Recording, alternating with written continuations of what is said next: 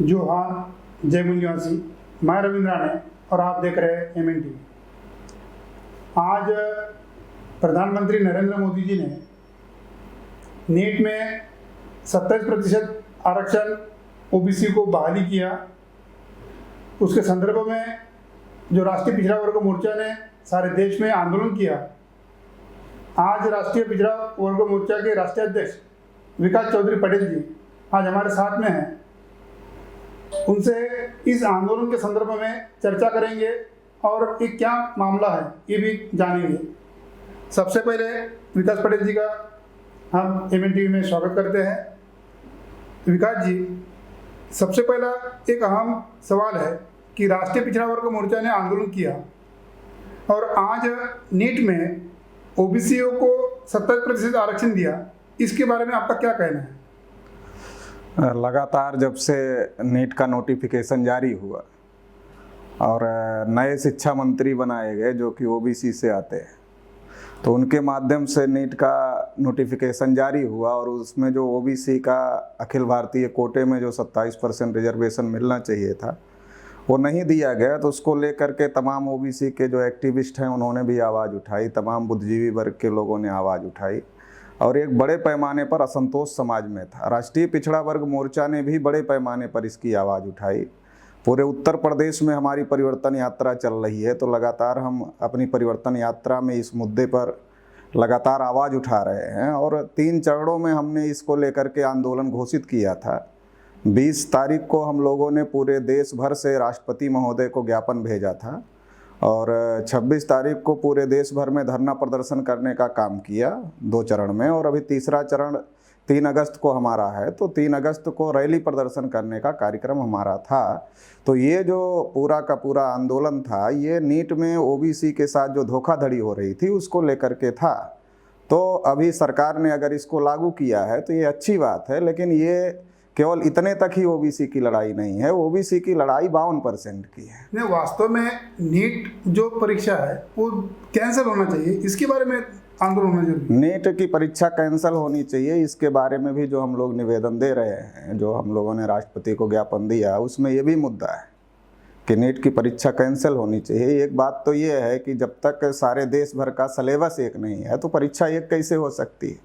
अब जो हिंदी मीडियम के छात्र हैं उनको नीट की परीक्षा करने में बहुत ज़्यादा परेशानी हो रही है, उसको फेस नहीं कर पा रहे हैं ठीक से। तो ये तमाम प्रकार की दिक्कतें हैं। अलग अलग बोर्ड हैं देश भर में, उनसे लोग पास होकर के आ रहे हैं।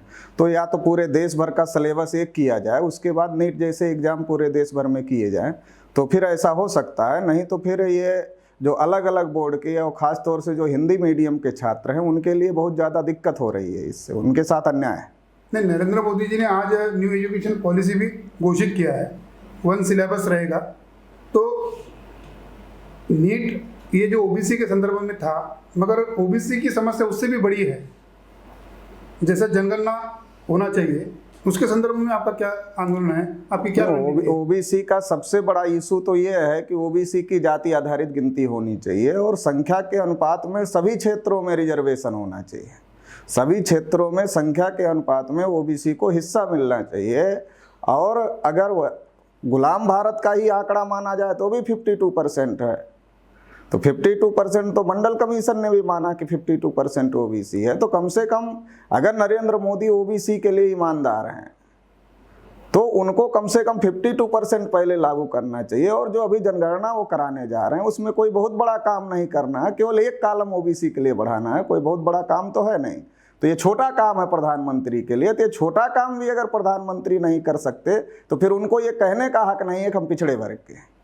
क्या आपको लगता है कि ये उत्तर प्रदेश के जो चुनाव है उसके चुनाव के मद्देनजर देख के उन्होंने डिसीजन लिया है? हाँ, ये बात सही है। ये बात सही है कि जो 27-28 मिनिस्टर बनाए गए तो आउटलुक में एक खबर छपी, संकट टालने के लिए बढ़ाया गया कुनबा। तो ये संकट OBC समाज के ऊपर तो नहीं था, वो तो पहले से ही संकट में है OBC समाज, तो उसके ऊपर का संकट टालने के लिए नहीं, या जिनको मंत्री बनाया गया उनके ऊपर कोई संकट नहीं था। संकट सरकार के ऊपर था कि यूपी के पंचायत चुनाव में आईना दिखाया पिछड़े वर्ग के लोगों ने भारतीय जनता पार्टी को कि हम तुमको नहीं मानते, क्योंकि 2017 के चुनाव में ओम प्रकाश राजभर का चेहरा दिखाकर, अनुप्रिया पटेल का चेहरा दिखाकर, केशव मौर्य का चेहरा दिखा करके बीजेपी ने बहुमत हासिल किया और फिर पिछड़े वर्ग के लोगों के साथ धोखा किया और योगी आदित्यनाथ को मुख्यमंत्री बनाया। और योगी आदित्यनाथ के राज में सबसे ज़्यादा पिछड़ों के एनकाउंटर हुए, पिछड़ों की ज़मीनों पर कब्जा हुआ, पिछड़ों की हत्याएं हुई, उनकी बहन बेटियों के ऊपर अन्याय अत्याचार हुआ। तो ये तो पिछड़ों के समर्थन से जो सरकार बनी, उसी सरकार ने ये सारा किया, तो इससे पिछड़ों में बड़ी नाराज़गी थी। तो एक बार फिर पुराना फार्मूला लाने के लिए कि पिछड़ों को मिनिस्टर बनाया जाए और उनका चेहरा दिखा करके वोट हासिल किया जाए और पिछड़ों का सत्यानाश किया जाए। लेकिन इसको जब हम लोगों ने टारगेट पे लिया कि एक तरफ 27-28 मिनिस्टर हमारे बनाए जा रहे हैं और दूसरी तरफ हमारा कोटा गायब किया जा रहा है, तो इसका एक बहुत बड़ा असर समाज के ऊपर हुआ और समाज से जब प्रतिक्रिया मिलने लगी तो उससे घबरा करके ये कदम नरेंद्र मोदी जी के द्वारा उठाया गया है। आप जो कहते हैं कि उत्तर प्रदेश में पिछड़ों ने चेहरा बताया, उत्तर प्रदेश में कहा जाता है कि यादव दबंग जाति है। 2 दिन पहले एक सोनू यादव की हत्या हो गई, वो भी भाजपाई लोग थे और फॉरवर्ड जाति के लोग थे। इसके बारे में आप क्या कहेंगे? केवल एक सोनू यादव का मामला नहीं है। ब्रह्मानंद नगर राठ में दीपिका लोधी को इसलिए आत्महत्या करने के लिए मजबूर होना पड़ा क्योंकि प्रधानी के चुनाव के बाद जो दबंग लोगों ने अपने कैंडिडेट को चुनाव जिताया, उन लोगों ने दीपिका लोधी को नाचने के लिए मजबूर किया।